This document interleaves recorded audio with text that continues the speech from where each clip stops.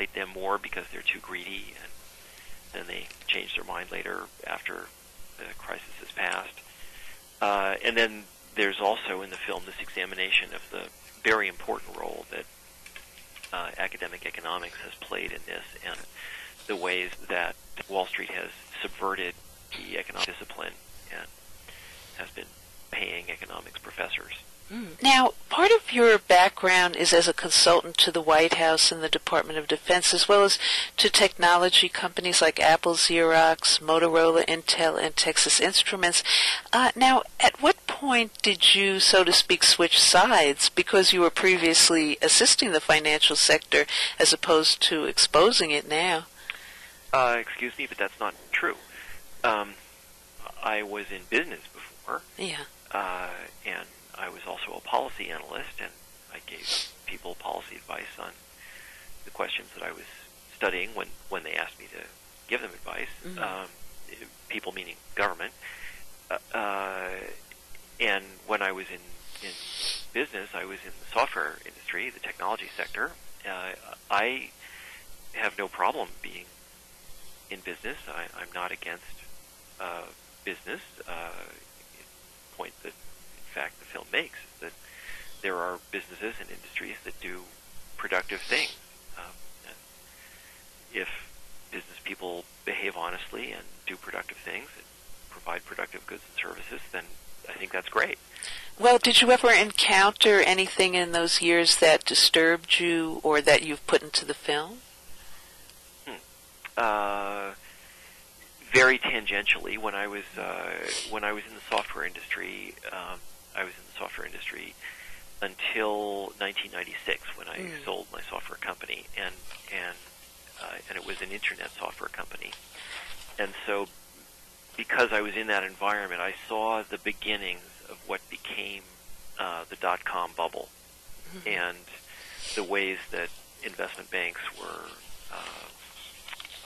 propping up and, in fact, inflating public offerings of companies that we kind of suspected weren't really worth very much. And so I did see a little bit of that at the time, and there's some of that in the film, but no, for the most part, I didn't have any contact with most of the things that I described in the film. Okay. Now, Charles, on the one hand, you categorize the perpetrators of the current financial crisis as impulsive risk takers, and then you go on to say that they should be indicted and replaced with, say, more benevolent capitalists.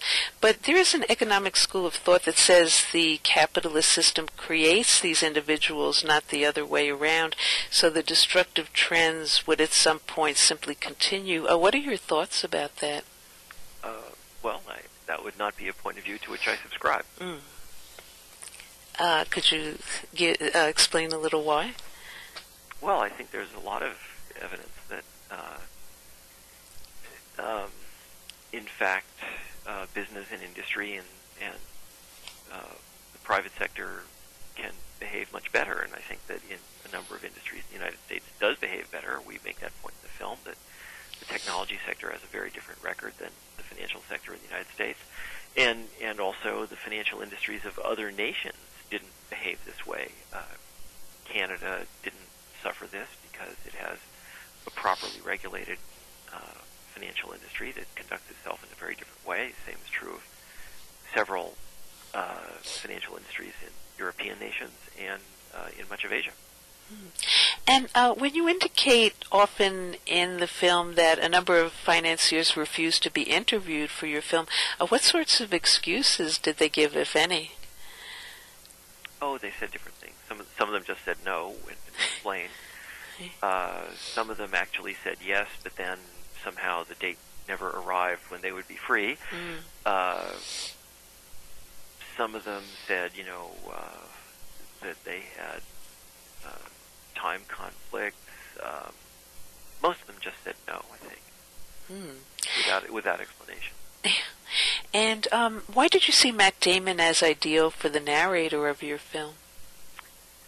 Well, he has a wonderful voice and a well-known voice, obviously, and he is known to have interesting, intelligent political views, and in fact, he was very helpful. He read the transcript of the film quite carefully, and he had some good suggestions that we use in the film. Oh, are there any suggestions you could mention? Well, some of the specific language of the narration near the end of the film, what we had written was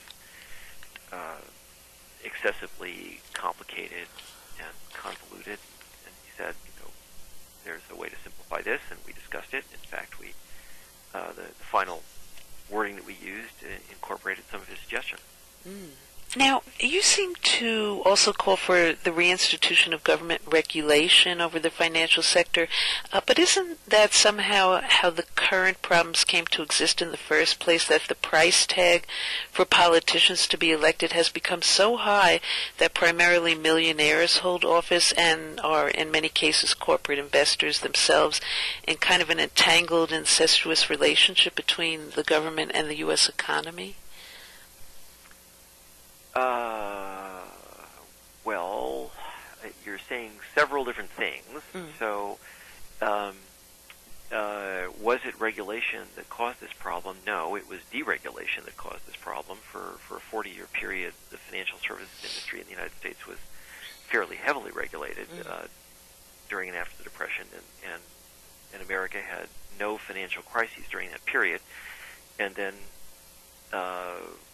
America began deregulating its financial services industry in the 1980s and began having financial crises. But did you see that as having anything to do with that it became so expensive to be an elected official that people who may very well also be involved in corporations became elected and therefore may have deregulated the system? That sometimes happened. I think the majority of the time it was not quite that, although it did have to do with the role of money in politics.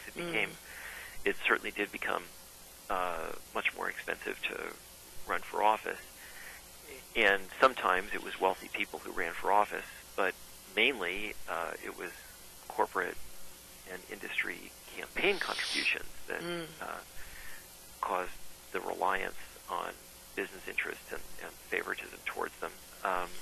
And then a final issue is that sometimes people in the government are kind to business in the expectation that after they leave government, they will go to work for the business that they've been regulating or the industry they've been regulating.